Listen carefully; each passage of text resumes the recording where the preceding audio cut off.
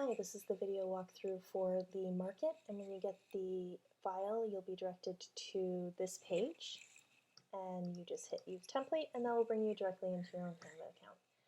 And once you're here, the best thing to do would be to head over to File and make a copy, and the reason why you want to do that is just in case you make mistakes. This will create a copy that you can just refer back to or even start over from scratch, and it will be on your home page in Canva instead of having to download everything all over again from Etsy. So once you've done that, you are good to go. And I'm just going to walk you through how you can customize these templates really quickly, just to make sure that there's no confusion and that you can create these to be completely on brand. So the first thing to note is that everything can be changed in these templates. So if you have different colors that you want to use, you can go ahead and do that. This is an overlay. And if you move this overlay out of the way, you'll see that you can access the picture behind it. So if you want to change the picture, it's just a matter of dragging this overlay down and then clicking on the photo frame, heading over to Photos, and I'm just going to select the free options. So if you have free or pro, you're going to have different options available to you. And I just want to make sure that I'm using the free options for the purposes of this tutorial. So I'm going to type in blurry city. I like the effect of a blurred image. And I'm just going to pick one that looks nice. And then I'm going to drag the overlay back. And it's that simple. So all you have to do when you grab your photo is just drag it over the photo box and it will pop into place. If you're not happy with the positioning of it in the box, you can double click and then move it around like this until you're happy. I think right there is good. Then I'm going to drag this overlay back. If you need to change the color of the overlay, you head over to the color box, and this is where you'll select your brand colors or any color that you want to use. So if you don't want to use a default color, you can head over to new color, and this is where you can just have fun and look for a color that you might want to use. Let's do something like maybe like that. Okay, this is an icon of Toronto, so if you're not in Toronto, feel free to delete that, and then I would head over to Elements and type in City. And again, pro options have more, but if you just have the free, then you would choose one of these, or you can get creative and type in Market or Stats. I like this guy, so I'm going to choose him. He looks fun. Put him in place. He actually looks good in black, but just for the purpose of this tutorial, I'm going to try to keep everything similar. So I'm just going to make him gray. That looks cute. And then you would go ahead and you would change your city and the month, of course. And if you feel like this transparency is too light, then you can actually darken it up to make the words pop a little bit more. It's completely up to you. This is a placeholder for your own logo, so if I head over here, I search for another stock logo that we have.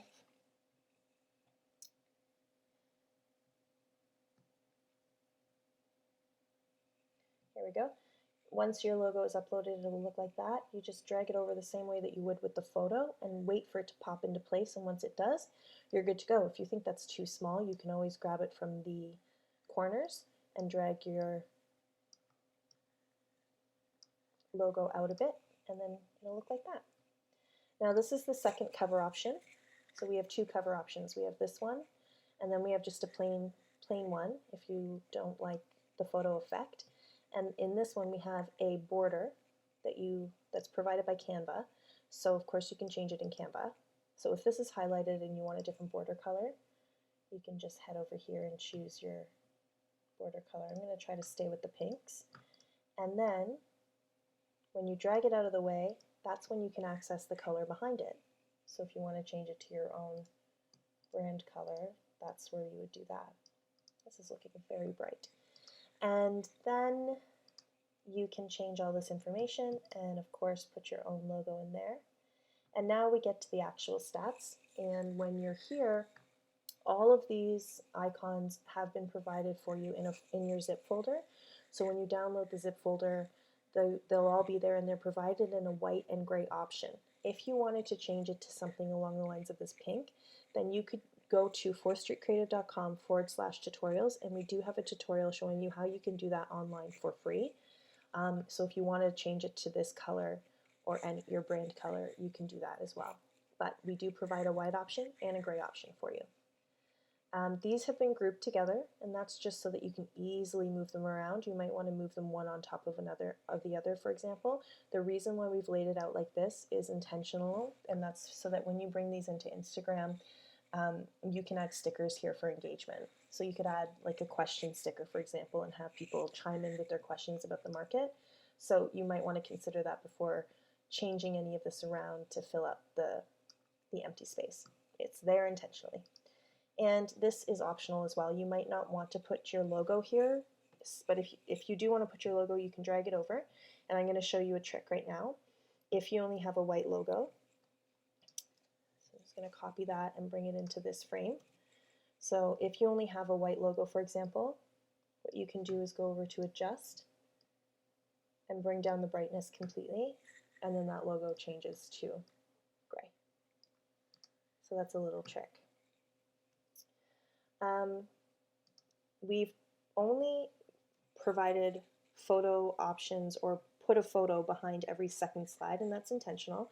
It's to break it up visually so that it doesn't look like you're looking at the same slide every time people are flipping through stories, because if it does look similar, people have a tendency to flip through to the next story instead of just fast forwarding through your slides. So I highly recommend that you just keep it as different as possible so that they're engaged to flip through. However, if you do want a photo, it's just as simple as taking this overlay, dragging it out of the way, head over to Elements, make sure nothing's written in, and then under Grids, you just select the grid and that will pop it right into place. And then you want to send to the back so that you can expose this overlay. And then with the grid box highlighted, you add the image that you want there. So it pops, drag the overlay back, and then you can adjust the transparency. Like that. Okay, now with a white box like this, you might want a white picture.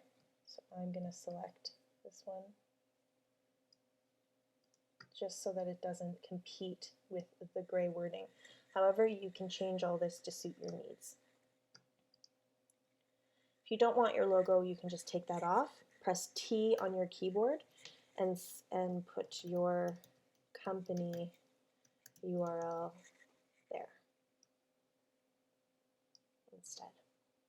So you do that. These arrows are provided by Canva, so you can change them directly in Canva. You don't need to change them outside of Canva. And this is where you would change them to your brand color, or if you want to indicate that it's gone down, red, and then up, you could change it to green. It's completely up to you. And then we also have a lease slide, so instead of the other information, we have 2-bedroom and 1-bedroom here.